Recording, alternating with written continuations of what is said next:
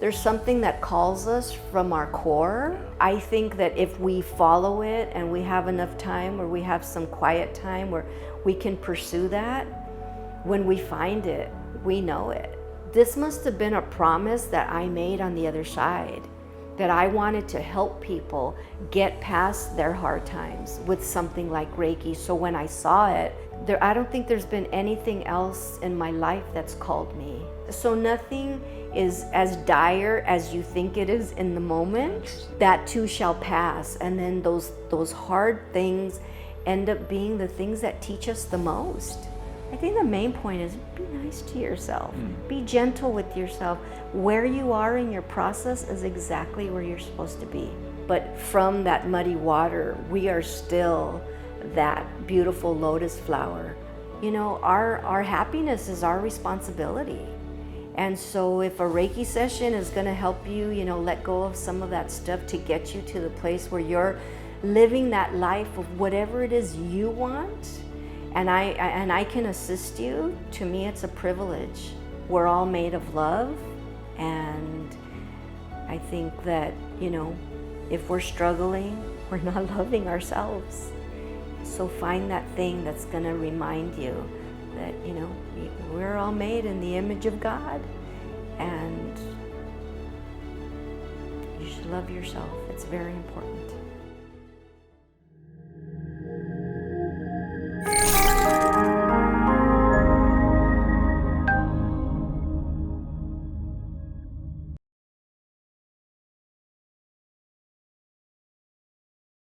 Hi everyone, thank you for another episode of the Heart2CORE channel, a platform where we really dig into the heart space, step into the core to really experience our true potential.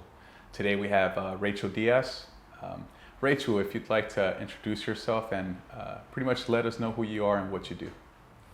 Hi, my name's Rachel Diaz. I am a Reiki Master. I've been doing Reiki for 13 years. Little background, born and raised in Los Angeles, moved up to the Santa Barbara area about 4.5 years ago, and I have 2 children, 2 adult children, and a granddaughter in the form of a kitty, and a grandson in the form of a rabbit, and yeah, I'm happy to be here with you today. So I'm a Reiki Master. Reiki is a form of energy healing. It's a rubbing of my hands and being able to generate high amounts of energy that pushes out things we have going on in our bodies, stuck energy in our bodies. Sometimes our chakras are closed and we just don't feel right. It's very non-invasive. It's very comfortable.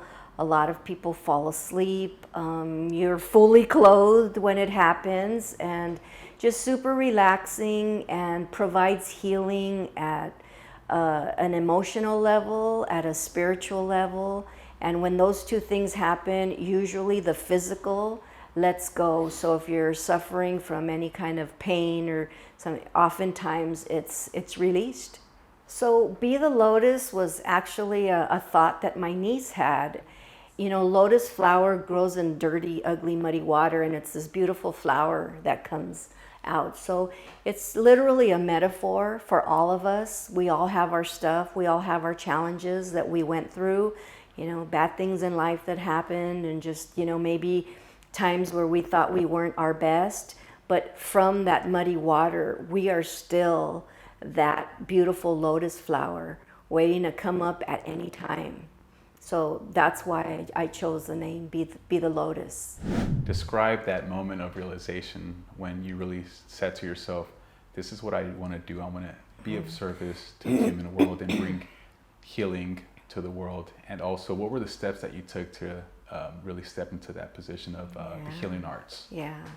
I'm a believer that we come here to do something. And I had never heard of Reiki. I didn't know anything about it. And a friend of mine had taken me to this workshop, and it was a spiritual workshop that this lady would have every week at her house. She was a channeler, but one day that I went to this workshop, there was a woman there who was very sick. She had like 32 tumors all around her body, and she and her husband were there, and they were telling us all the medical things and how it had a very low rate of getting healed. And you know, she was just desperate, looking for anything, was in a very negative place. And so in that meeting, there was probably about 15 to 18 people there, and many of them were Reiki trained. And they put the sick woman in the center, and they just started working on her. And they said, anybody who's not Reiki trained, you know, just hold good intentions, hold your hands out. And they had to say like a mantra. It was like, every day and every way I'm getting better and better and better. I saw that lady go from like a very heavy energy, frowny faced, burdened by her diagnosis and her prognosis, to literally like start laughing and releasing that. And I was like, what the heck is this Reiki stuff, right? And so I just like knew in my core, of course, like I need to learn how to do this. I just need to. And so I started looking for a teacher, and it was very interesting because I couldn't find a teacher. People were telling me, oh, this person teaches Reiki, that person teaches Reiki. And I would call them and they wouldn't return my call. And like a month had gone by and these people weren't returning my calls. And I was like, what's going on? So as part of my monthly care back then, I used to go to a massage therapist every month.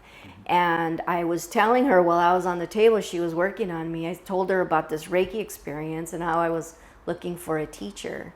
And she says, oh, I'm a Reiki master. I've been giving it to you in your massages these past 10 years you've been coming to me. So boom, like it was right there. You know, I found my teacher and I signed up for the class, and she trained me. And then immediately the next day I had a situation come up at my home where we had a rabbit and he had dislocated his leg. He had a bone jutting out of his fur. He had gotten something stuck around his foot and he was pulling on it. And so I literally got Reiki trained on Sunday, and this happened Monday. And I said, I don't know what I'm doing, but I worked on the rabbit, and he stopped and he hopped away for a second and came back, and he had popped that bone back into his hip. And I worked on him some more, and then my daughter was distraught because this was her baby. And so after I worked on him, I worked on her, and just the calmness that came over us. And so he had an appointment at the vet the next day, and she's like, he's fine. I told her what I had done, and she's like, he's fine. And I mean, we had that rabbit for 11 years. So at that point, we had him for another 5 or 6 years, perfectly fine. Oh. So interesting, but it all, when I saw it, I knew I had to do it, and then the teacher showed up, and then the opportunity to use it showed up. So Reiki not only works on humans, but also it can be very beneficial for animals as well. So it can work on situations, works great on animals, on children, works on anything. I was traveling with some coworkers, and I had a coworker that we were going out of the country, and he said, well, be prepared to wait because I always get stopped by TSA. Always. He was a big guy, like over 6 feet, you know, kind of thick, maybe 260, you know, 270, completely shaved head. So he looked kind of mean. And he's like, I always get stopped. And I said, you are not going to get stopped. So he's like, I always get stopped. I said, you're not going to get stopped. So we bet $5. And during that trip, we went through 4 different airports, you know, 2 going there and 2 coming back. Didn't get stopped at all. Wow. He paid me my $5. Wow. I mean, it literally can work on anything. Especially when it comes to difficulties, right? Yeah. Difficulties, different scenarios, emotional distress, or even stressing about whether it be a test or, you know, whatever the case may be. Well, and we're even, when we're trained, I mean, it's like, well, you know, it could work on even like machinery or you know, like, I mean, literally anything of just getting that flow and having that intention of wanting, you know, a certain outcome. Most people, we live our lives just kind of going through it and, oh, that happened, and we forget to set intentions. They're powerful. They make things go a certain way.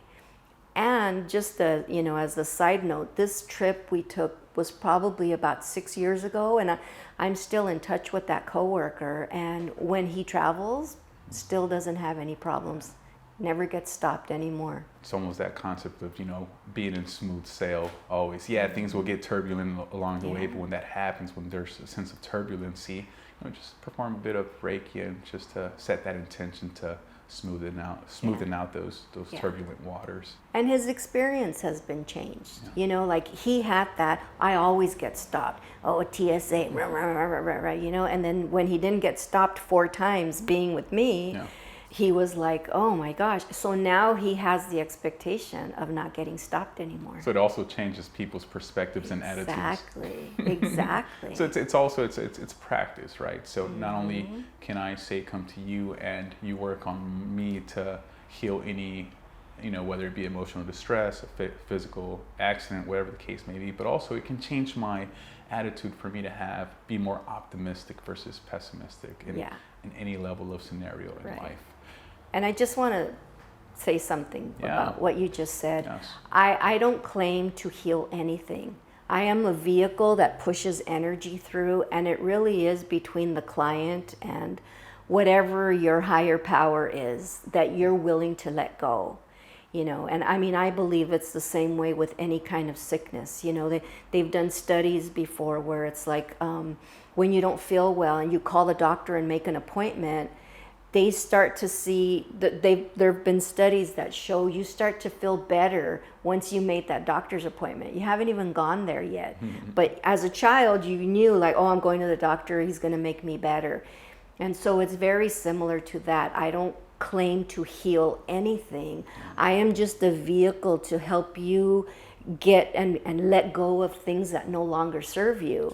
And you're that conduit to perform that level of service and servitude to humanity. Absolutely. That's why we're definitely all just conduits, vehicles, and we're the platform for change as well. So there's this notion, Rachel, of what you're seeking is seeking you as well, and sometimes it's right in front of our face. In your case, you're seeking for a Reiki Master teacher to help you learn Reiki, and it was right in front of you. It was who was it? Your masseuse therapist that was a practitioner already, and the person was already performing Reiki on you through your massage therapy. So can you maybe explore that notion again, what you're seeking is seeking you, or it's already there, and how can we shift our perspective to just realize that level of moment? Well, I think in my case, getting a massage was something that was good for my overall well-being. It was just an hour a month that I would take out for myself, and it was just wonderful. And so for me, I didn't know that she was doing that. And for us, we call it a Reiki Master because there's 3 levels of Reiki. And when you get to level 3, which is mastership level, that means you're able to teach it. That's why we use the word master. Got it. But when you're level 1 or yet level 2, you're just a practitioner. So maybe when I saw it being performed on that woman who was sick with all those tumors, maybe there was some sort of familiarity to me. I don't know what it was, but when I saw it, I didn't know what it was. I knew nothing about it. I had never heard of it. But from what I understand, it's very similar to like Jesus and Mary in the Bible of laying on of hands. And it was just so familiar, and it was like, it was nothing in my brain. It was here in my gut that just said, you have to learn how to do this. You must learn how, like I was so called to it that even when certain obstructions came up, like not being able to find a teacher, I just kept asking more people, even in my massage of saying, hey, Casey, I saw this thing. Like, do you know like anybody who teaches Reiki? And it was like, it was perfect. So I think when we're open and we're looking for something else, there's something that calls us from our core. I think that if we follow it and we have enough time where we have some quiet time where we can pursue that, when we find it, we know it. There's this deep resonance that you're kind of called in to either Right. study it, research it, and eventually practice it. My beliefs from the spiritual teachers that I follow, and they're all over the board, from, Catholic school 12 years, Buddhism, Hinduism, just New Age kind of stuff. I mean, I think one of the things that really resonates with me is that I feel that we're all spiritual beings, and we come here, we're born into this earth to experience certain things. Sometimes it's heartache, sometimes it's, there's tough things that happen in our life, but there was an agreement on the other side before we came here that we wanted to experience that. And then also that we wanted to contribute. And there's people that just, that come into this world and they just want to experience. Not everybody has to be a healer. Not everybody has to be this person that, sometimes it's just to be a great auto mechanic or be a great massage therapist or have this little restaurant and that you serve all these people. It's whatever you chose to come here. So I think that when we get here and then life gets a hold of us, right? Our parents, our siblings, our schools, our culture, our religion, everything about us, we start to forget the promises we made before we came here. So I feel like when I saw that, this must have been a promise that I made on the other side, that I wanted to help people get past their hard times with something like Reiki. So when I saw it, I can't describe it. I don't think there's been anything else in my life that's called me.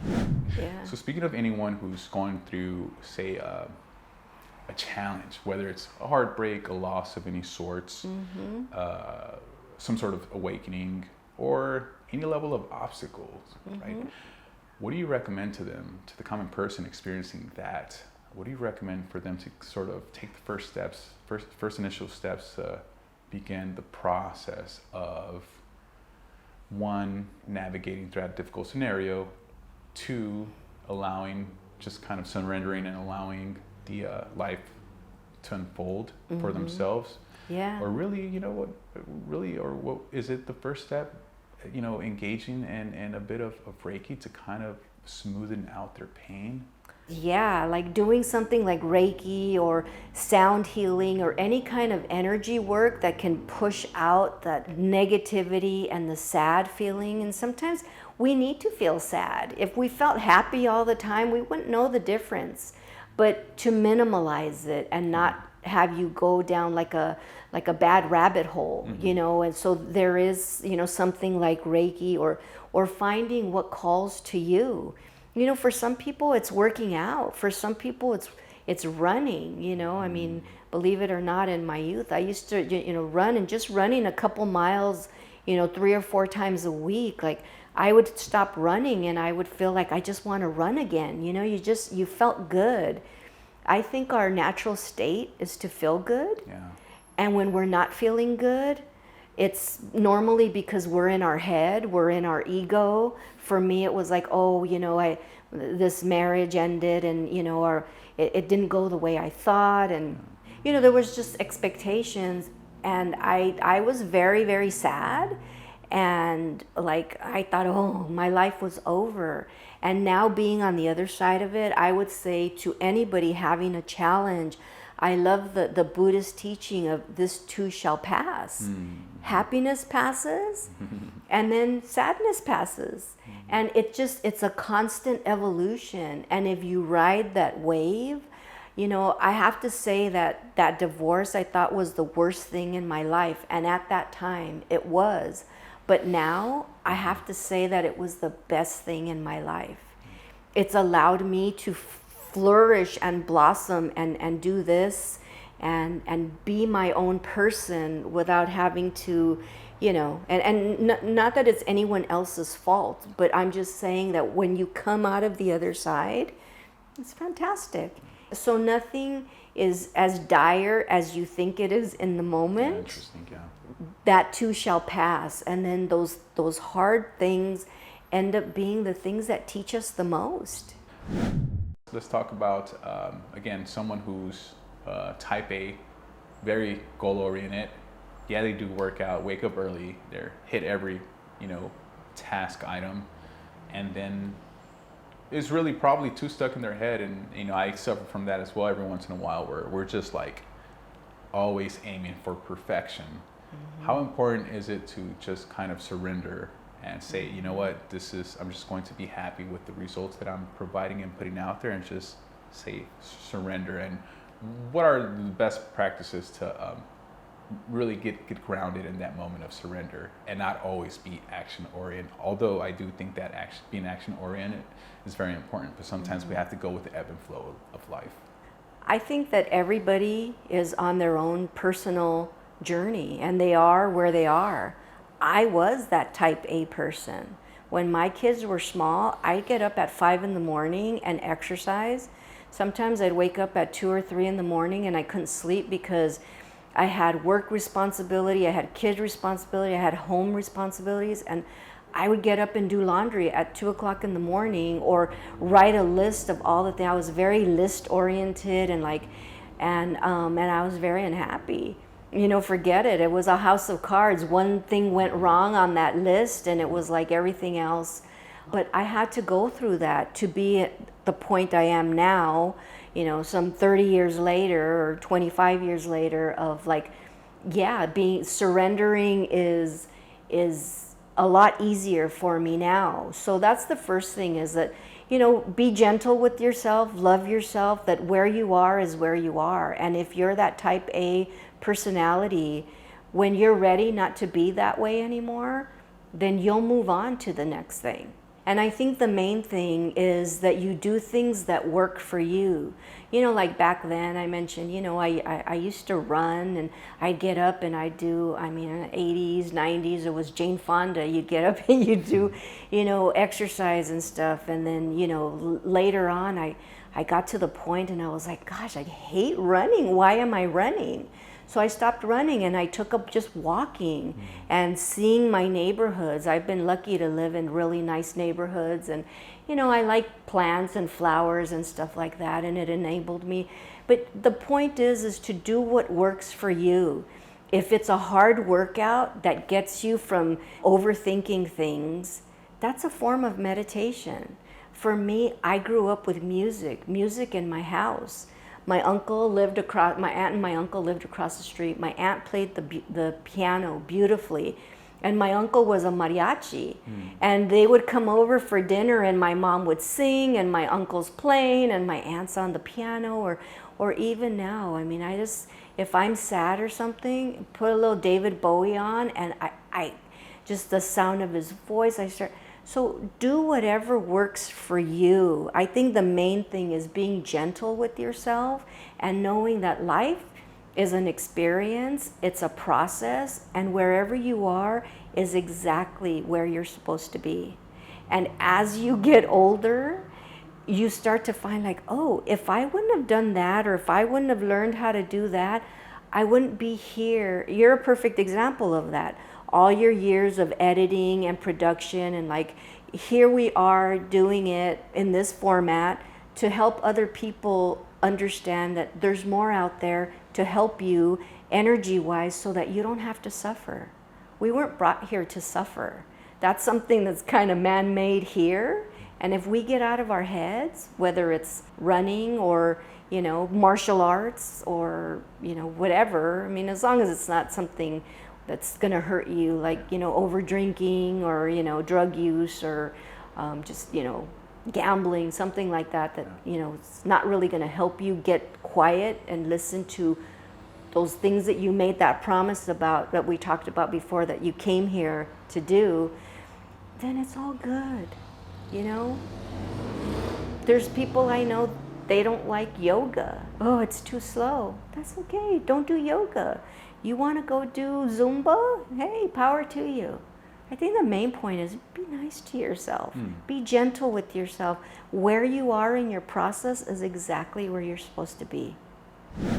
Reiki is a healing modality. Right? So for someone, again, who hasn't come across Reiki just yet, or really for the common person who is looking to do some at-home self-care, what would you recommend? What's the most basic form of self-care modality that will be beneficial for someone, again, either going through a breakdown or simply just wants to improve their overall well-being? What would you recommend? And then allow them to eventually find a healing modality that can be practiced by a practitioner for them. But for at-home self-care, what would you recommend? For at-home, I would say grounding yourself is so important. I mean, it happens to all of us, you know. I mean, we have our 7 chakra system, and oftentimes they get closed up.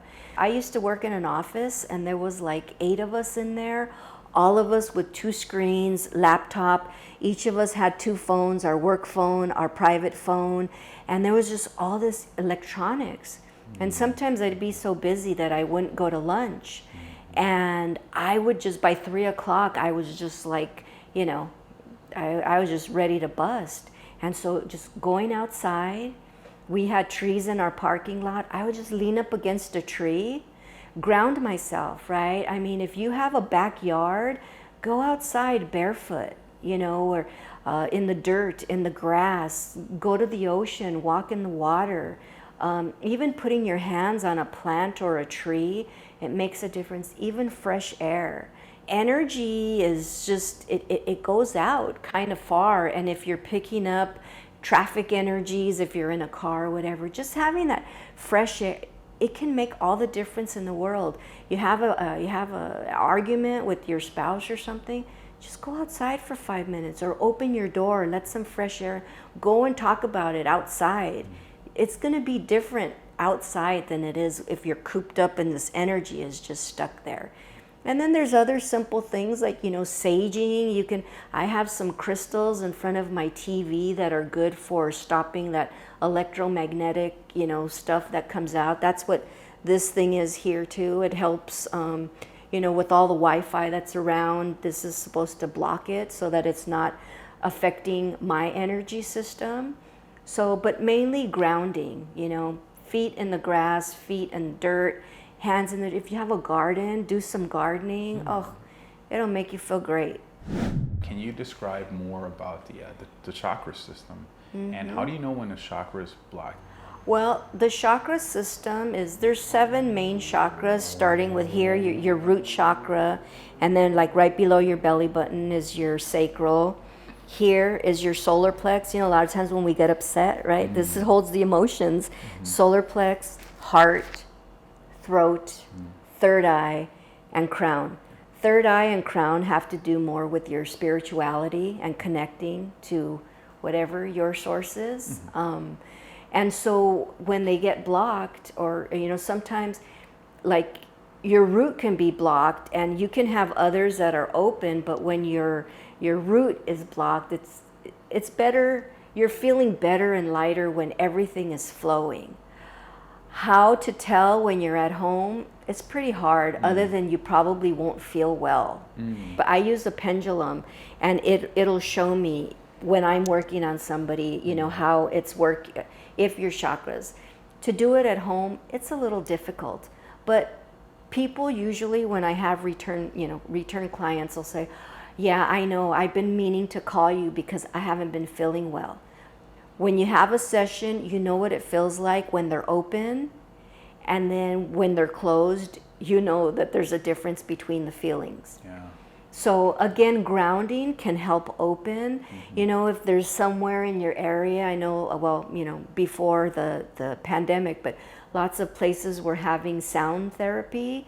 It's great for opening up the chakras. Again, grounding yourself.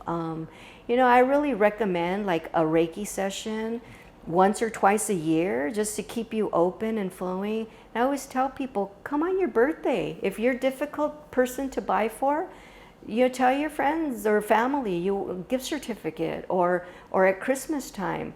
You know, just because we don't notice how bad we're feeling until our chakras get cleared out, and then we feel great again.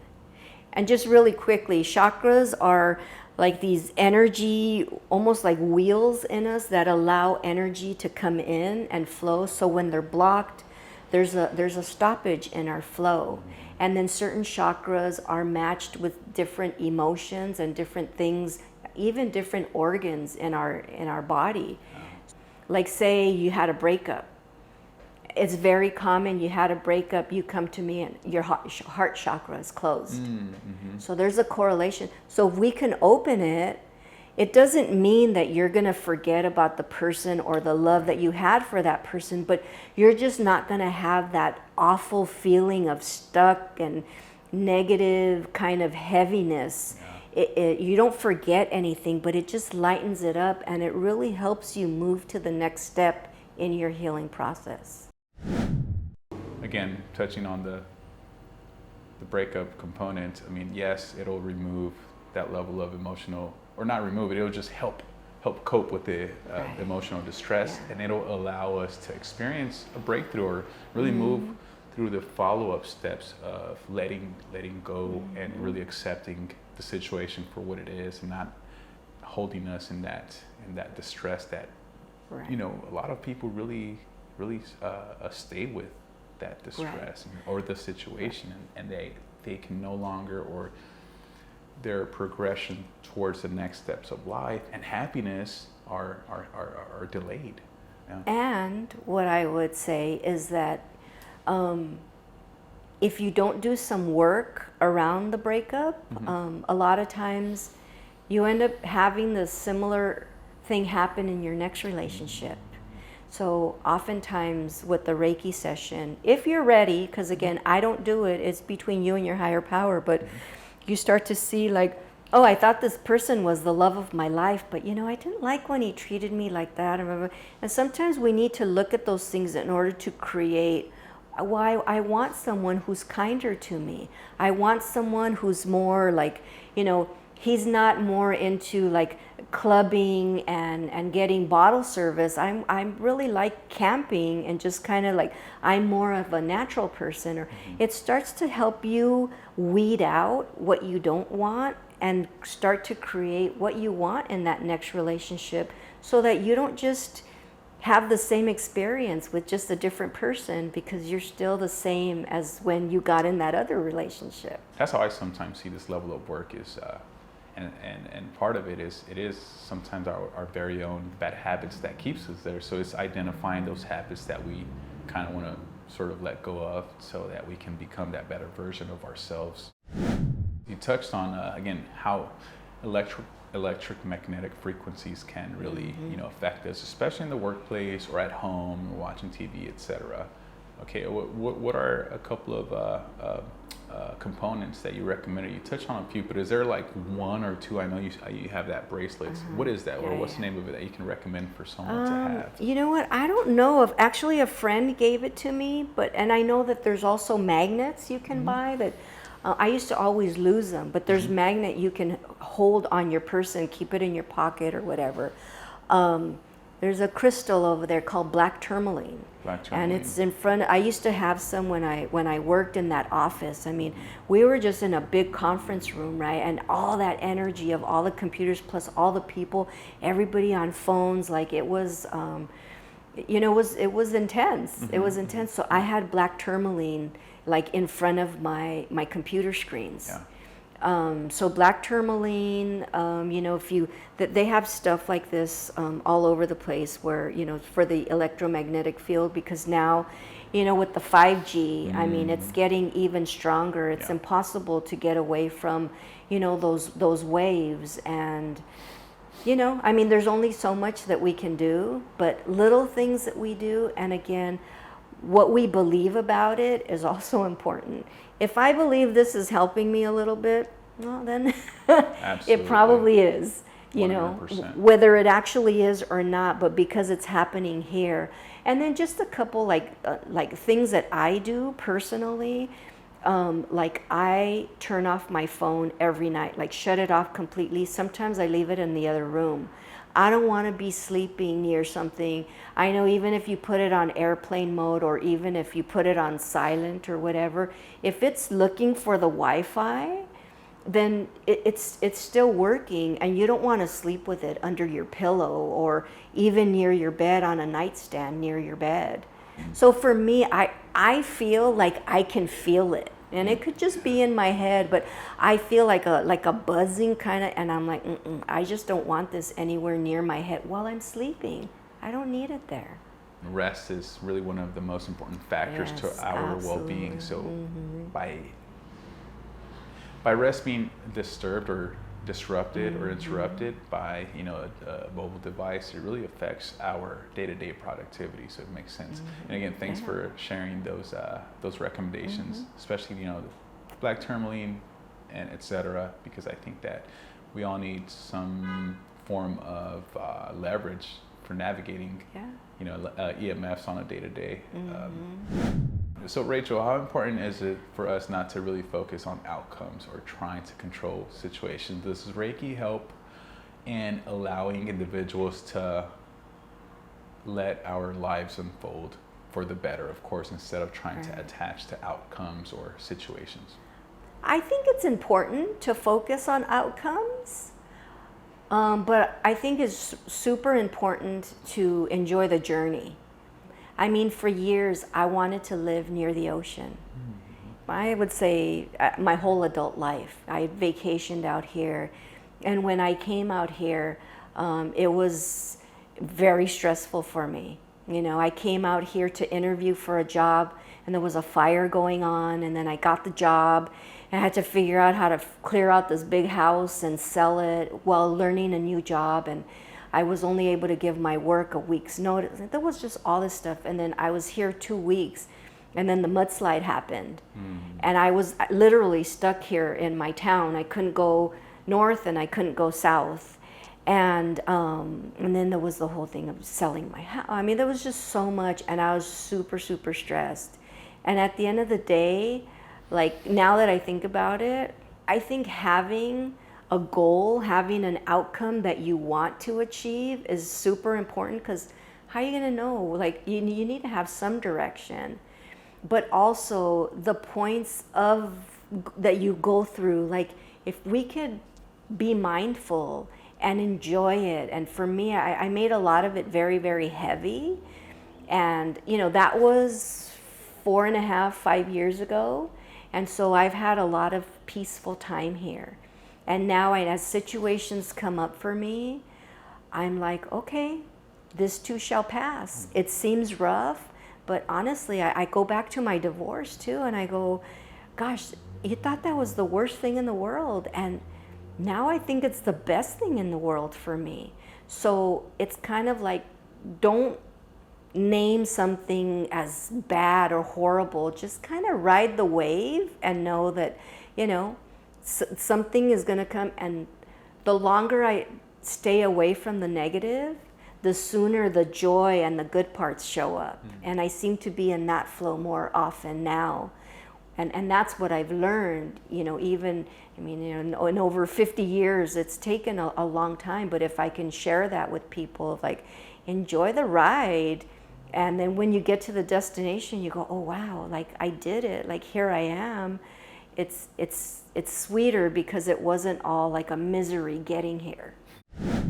What do you recommend for someone just seeking out to really just continue to improve themselves or embark on that journey of continuous improvement, which we now know as of the Kaizen method? We're all where we're supposed to be, and sometimes that our culture comes in, right, and always says, well, like we have to, I wouldn't say improve, because I really believe that wherever we are, that's where we're supposed to be. I would use more the word unfold, right? Like what's the next thing? And so number one, I would say to be gentle with yourself. Like we're so self-critical. I mean, I know that from my own experience, and then from my clients and people that I speak with. Like we're our worst critic. We're so mean to ourselves.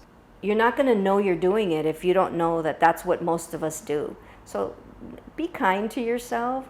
And then number two, it's like you don't always have to be bigger to be better.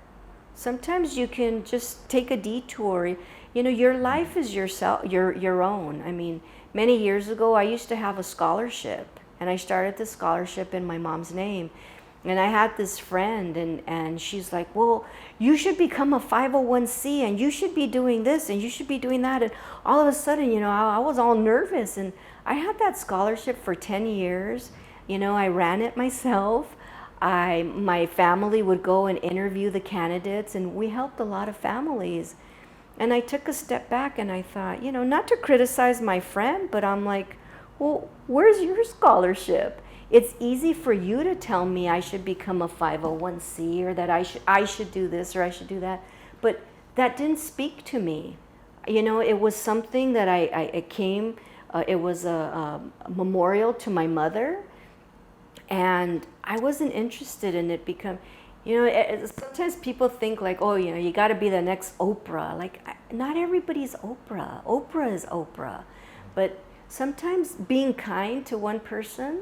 Or, you know, like Mother Teresa used to say, you know, she does small acts of kindness one at a time. I would just say to go within and be quiet and really figure out, is this something that you really want to do? Do you want to be the CEO of a company? If you do, power to you. But if you're happy with your job, you know, then stay with your job. There's nothing wrong with that. We have to get out of what our society tells us we should be doing to what speaks to us. And it changes. Sometimes I was very ambitious.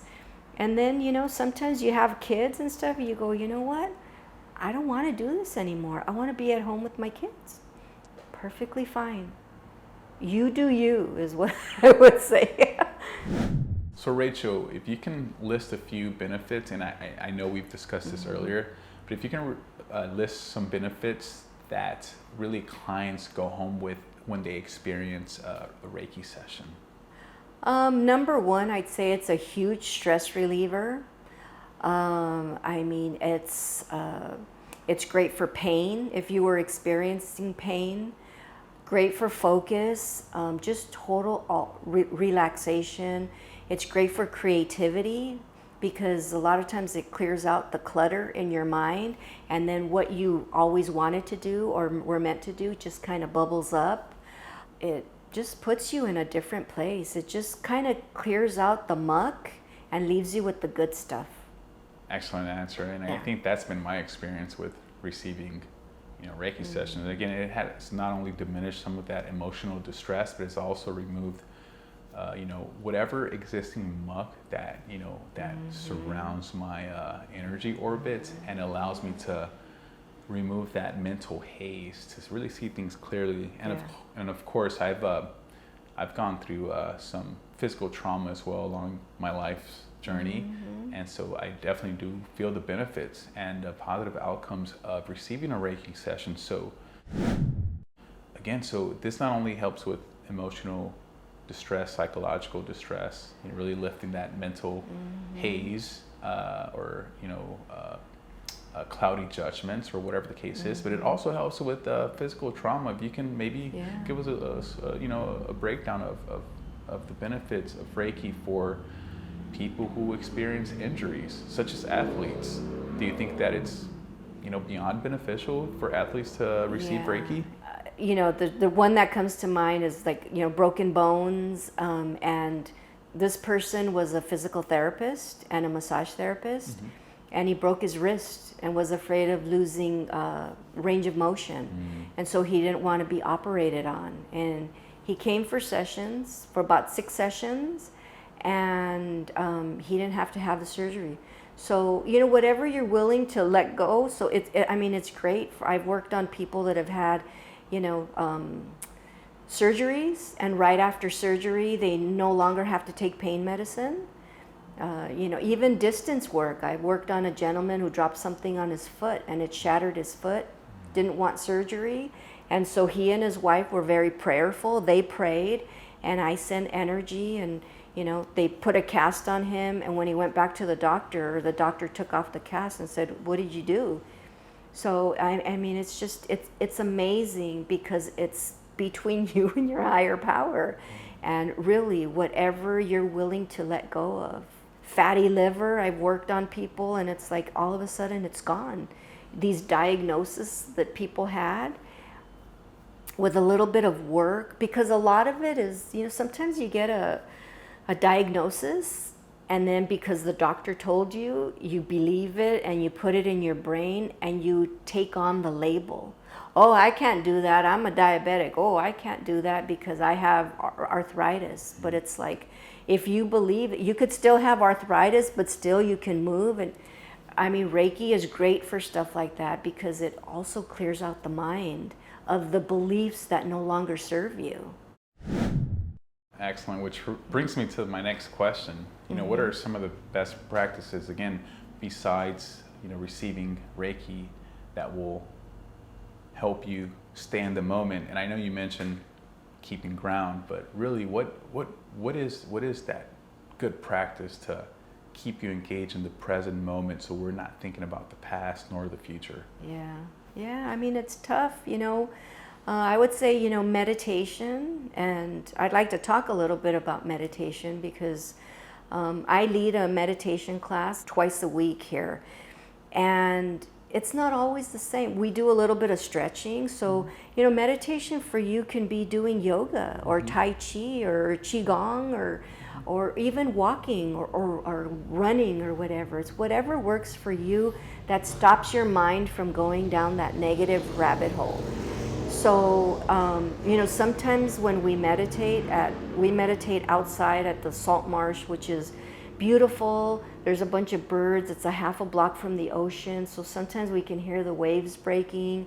Sometimes there's these beautiful birds that come flying in, giant herons and stuff. And it's like, that's meditation, looking at the birds, because you're enjoying the birds, you're enjoying the beauty of nature. And it doesn't mean that, you're sitting there with just the traditional, like clearing out your brain. Yeah. I believe meditation is just not letting your mind go into that overthinking and the to-do list. And it can be music. For me, sometimes I start singing the song, listening to the lyrics, and I get lost. It could be playing the piano. I used to play the piano a little bit when my kids were small, and then, I had a class coming up, so I'd be practicing. And oh my gosh, an hour went by because I was so concentrated on what I was doing. So meditate, have that quiet time. Some people like saying the rosary, or just that quiet time. There's so much out there too, meditations on your phone, little 10 or 15 minutes every morning, set the tone for your whole day. So I know I talked about keeping us in the present moments. Now I talked about trying to avoid, ruminating the past or worrying about the future. But really, now I'm going to touch on those topics themselves, Rachel. And I talk to my subjects about these questions. One, how do we stay in the present moment, and establishing those practices so that we can really enjoy life better and say, oh, life is beautiful by staying in the present moment.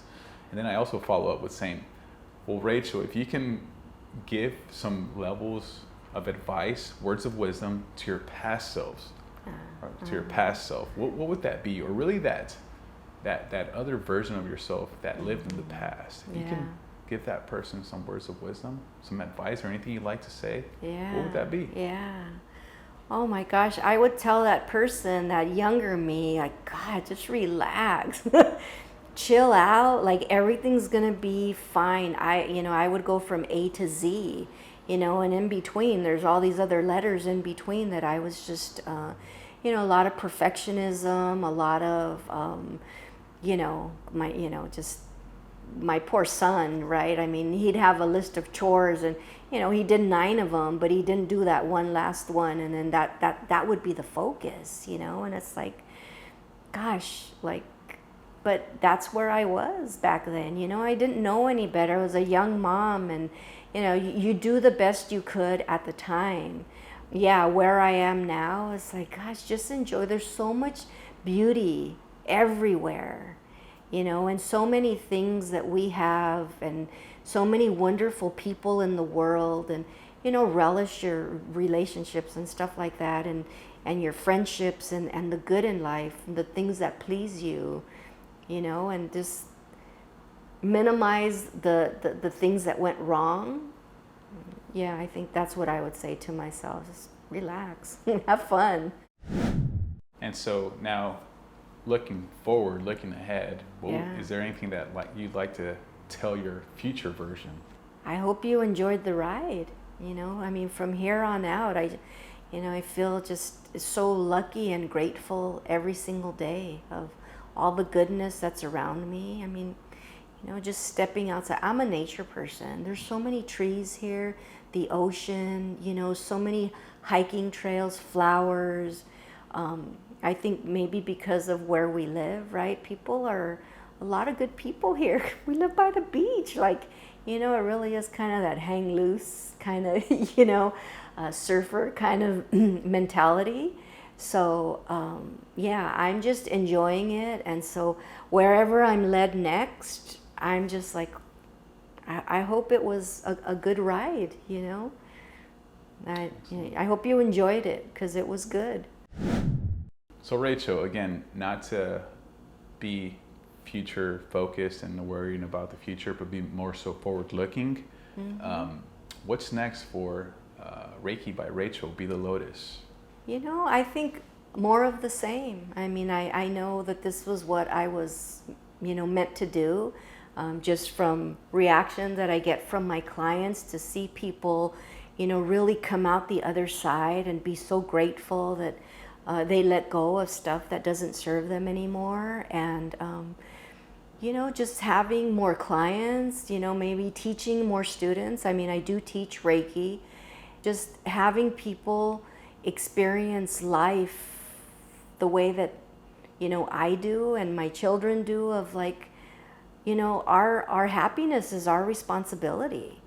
And so if a Reiki session is going to help you, you know, let go of some of that stuff to get you to the place where you're living that life of whatever it is you want, and I can assist you, to me it's a privilege. The ripple effect, right? Like, I worked on you, and here you are putting together this YouTube, you know, video and podcast to let other people know that this is something that's available, you know, and that, you know, if it's helpful, if it's something that calls to you. So that was by me just being available to you, and us meeting and us having this connection that we had, you know, and I treasure our relationship.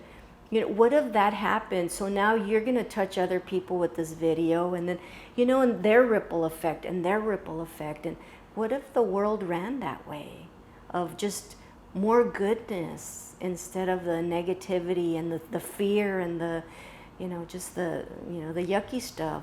Let's put more good out there. So Rachel, if you would like to recommend to our audience any books, films, music, I mean, any level of resource that has benefited you in your life's journey, or that can be of use to our audience or learners or listeners, watchers, whatever the case is, someone that's looking for a piece of gem that will change their day-to-day life's activities. I mean, I would say whatever, you know, calls to you, but some of the things that have had a huge impact on my life is, you know, I used to go to the Agape International Spiritual Center when it was in Culver City. Reverend Michael Beckwith is just, oh my gosh, he's just wonderful. And the love that he puts out in the world, I would highly recommend him. A couple doctors that I follow Dr. Deepak Chopra and Dr. Bruce Lipton, because they're medical doctors, but they also believe that spirituality and this kind of energy work is actually very helpful. And also Dr. Mario Martinez, who is a neuroscientist, and he's, you know, he studies people that are over 100 years old, and he looks at what didn't work. He looks at what worked, not what didn't work. So quick examples, like somebody could be over 100 years old and they have no signs of dementia. And then when they pass away, you know, they do an autopsy on them, and it shows that they had all the physiology of dementia, but they didn't have the symptoms. That's how powerful the mind can be, right? Where we can have something, we can have a diagnosis, but that doesn't have to define our experience. So those are some of the teachers that have helped me. I mean, you know, movies, there's a movie out called Heal, and it's on, you know, healing yourself. Reverend Michael is in that one too. And, you know, The Secret, just as an introduction, I think that's a great place to start, of like manifesting. You can manifest your health, you can manifest your finances, you can manifest anything you want in your life. It's a good starting point. Some good books like You Can Heal Your Life, which is like my Bible, by Louise Hay, who's just a master. Yeah, and you know, once you start and you get a little bit, other things will start showing up, and you'll be called to whatever your next step is. I think that's a good starting point. Very nice. Yeah, I think those are all great pieces of work. I'm actually familiar with, you know, a few of those items, and of course, doctors. Yeah. So thanks for sharing that with our grander audience, Rachel. Yeah, you're I think welcome. definitely if the more people leverage this type of work and information, and just people really sharing wealth of knowledge when it comes to healing and improving oneself, or allowing oneself to let life unfold for itself naturally, I think the better it is for people's life experience to go into work. And really, I think we'll become more joyful in general. Yeah. Excellent. So Rachel, tell us, where can people find you, your work? How can people get in touch with you?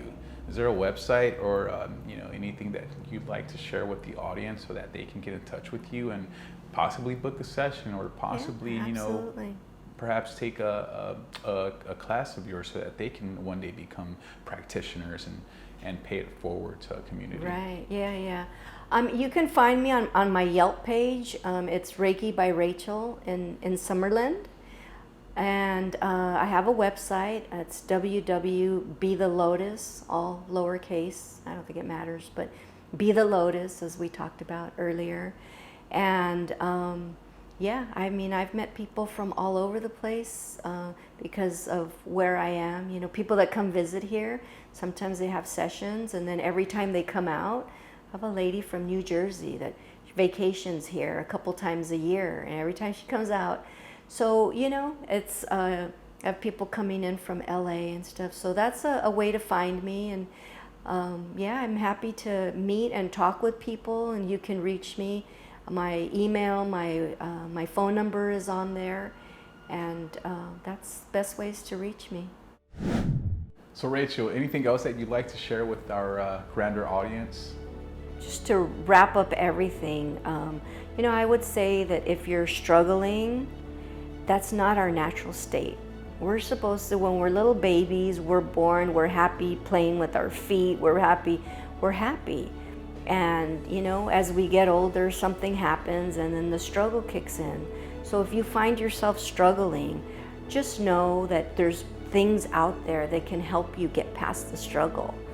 And to struggle is not our natural way of being. We're all made of love, and I think that, you know, if we're struggling, we're not loving ourselves. So find that thing that's going to remind you that, you know, we're all made in the image of God, and you should love yourself. It's very important.